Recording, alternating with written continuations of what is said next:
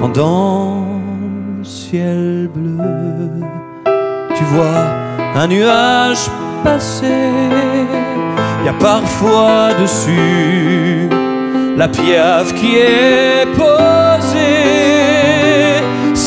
Alors pour le 5e concert que nous organisons en partenariat avec les Voilà, c'est Thomas Boissier aujourd'hui qui est à Garches, sur le mode de l'improvisation, avec un travail qui a été fait en amont avec les équipes médicales.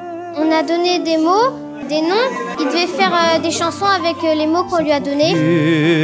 Nous avons un événement qui nous sort du quotidien et qui nous permet de favoriser la relation soignant-soigné et de faire un accueil particulier aux artistes. C'est un peu de joie, un peu de bonheur, la découverte des fois d'artistes qui ne peuvent pas voir ou qui n'ont pas eu l'occasion de voir. C'est autant de la joie pour les grands que pour les petits. Tu entendras toutes leurs voix. Quand on a l'occasion de participer à ce genre d'événement, c'est déjà une chose formidable de l'organiser et d'avoir cette idée-là, de faire cette démarche, de monter tout ça. Donc quand on peut soutenir les gens qui se battent pour aider d'autres personnes qui se trouvent dans une difficulté ou dans un moment un peu plus difficile dans la vie, c'est toujours un plaisir de pouvoir y participer et de contribuer un petit peu à tout ça. À la princesse pour enfin la rassurer, tout le monde lui chantera comme ça. On te délivrera. C'est vraiment un partage, rien de plus, qu'on soit devant quelqu'un qui est malade ou en fauteuil.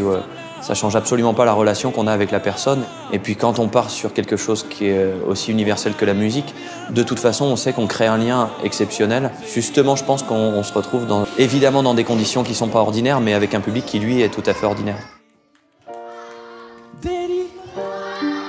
Non, n'aie plus peur, princesse, ça y est, on est là, on te délivre. Ça change, ça nous fait voir autre chose que nos 4 murs de la chambre, ça nous divertit, puis ça nous fait penser à autre chose, on part sur une autre planète pendant quelques minutes, donc c'est agréable.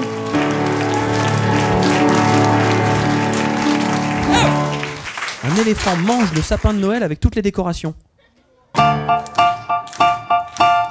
Alors t'as un éléphant qui débarque chez toi la veille de Noël. Il voit le beau sapin et pour lui ça ressemble un peu à de la nourriture quoi. Ça brille, il y a plein de décorations, il a envie de tout dévorer, il a envie de tout manger. Il se demande comment il peut arriver à voir ce sapin. Il se demande comment ça va passer, si ça passera bien. Il se demande surtout comment il va le digérer. Il se dit il est là le sapin. Très bon moment et c'est surprenant comme d'habitude parce que c'est toujours un grand saut dans le vide en fonction de ce qui va arriver, des artistes qui vont arriver, des thèmes qui vont arriver. On avait une majorité d'enfants et du coup beaucoup de thèmes imaginaires sur le Père Noël, sur tout ça, donc c'était évidemment différent de beaucoup d'autres spectacles. Lui il dit je préfère les bonbons. Génération bonbons. Bonbons. Génération bonbons. Génération bonbons. Génération bonbons. Ça fait bizarre, je ne me rendais pas compte qu'il était là en face de moi. Et c'était la première fois que je voyais un chanteur. Moi ça recrache, moi ça coquin, on recrache, recrache-moi ça recrache, mon sapin on recrache. J'ai adoré. Moi ça on recrache. J'étais très content. Coquin on recrache, recrache-moi ça recrache, crache mon sapin.